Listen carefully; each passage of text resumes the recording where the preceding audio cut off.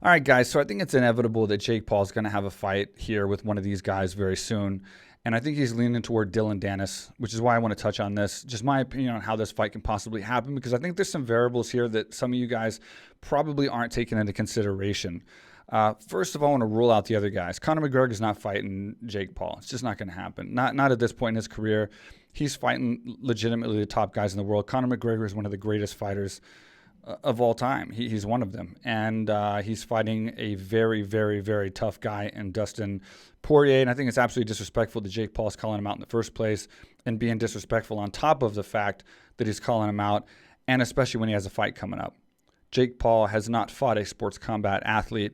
He's not fought at an elite level. He's not fought in MMA at all. And to mess with somebody's head before their fight is, obviously Conor's not giving him the time of day, but of course he's seeing the news, and of course he's seeing this, and I think it's just a shitty move on Jake Paul's part.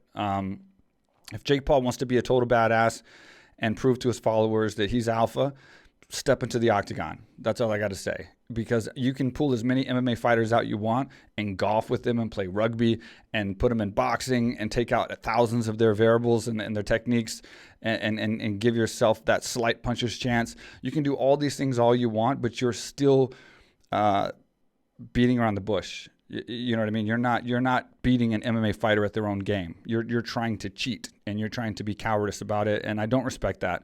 As far as the respect for you fighting, I have respect for you, Logan, fighting. I'm sorry, Jake. I'm sorry for getting you guys confused. I have actually respect for both of you, Logan and Jake, for getting in the sports combat arena at all and fighting in any martial art. I have respect for that. You guys didn't have to do it. You did it. Jake Paul, I think you're training hard, and I think you're dedicating your life to it like you say. I do believe it, and I do believe that you are going to have some good fights ahead of you depending on who you pick. I have respect for that. It's tough to get in there and box, and you did it, but you're fighting low-level guys, and there's a big difference. I mean, there's a reason why guys like Nate Robinson and the video game guy that you fought before couldn't even get sanctioned to fight in the UFC. I mean, you couldn't even make those fights happen. They wouldn't even be allowed. And now you're stepping up and trying to fight MMA fighters. So let's rule these guys out real fast. Like I said, Conor McGregor's not going to happen, period. It's not going to happen. Ben Askren, it's not going to happen either. He's under the Dana White umbrella at UFC. Dana White's not going to approve that fight. It's not going to happen. You can get that out of the equation. The video gamers aren't going to do anything for you. You beat a video gamer up, and now you beat a basketball player. If you're going to keep proving yourself as being the baddest alpha fighter from the YouTube world, you're going to have to step your game up. You're not going to fight any more YouTubers, be it KSI or whoever these other guys are. It's not going to do anything for you. You're going to have to fight somebody who has some level of sports combat experience. And it looks like that guy's Dillon Danis. Now, Dillon Danis is a perfect choice for you. I'll give you that, because he is one of the less experienced strikers in the sport. And he's only fought 2 times in 2 years. He hasn't fought in a year. And the 2 guys that he's fought have very bad records. One of them, the first guy he's fought, had like a 2-5, has a current 2-5 record, which means he's won 2 fights, he's lost 5. And the second guy that Dillon Danis has fought has a current 3-3 record, and he has an amateur record of like 1-5. So overall, amateur and pro, he's like 4-8. So 2 fighters with losing records in 2 years, and that's his entire MMA experience.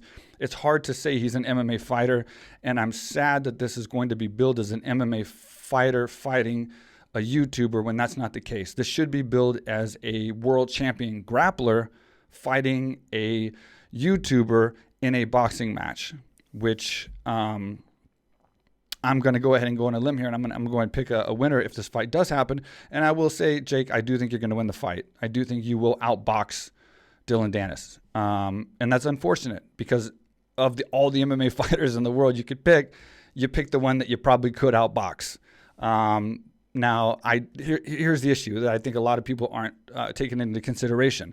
Dillon Danis is owned by Bellator. He is under the Scott Coker banner. And Scott Coker's not dumb. He's a smart guy. He's a very successful promoter who's promoted many organizations. And I don't think he doubts the fact that if he sends Dillon Danis into a boxing match with Jake Paul, that there's not a chance Dillon Danis is going to end up concussed. It's just, in Dillon Danis' first fight, you can't see a second fight on YouTube because it's blocked, but you can see highlights. So I don't know how the round went on the feet.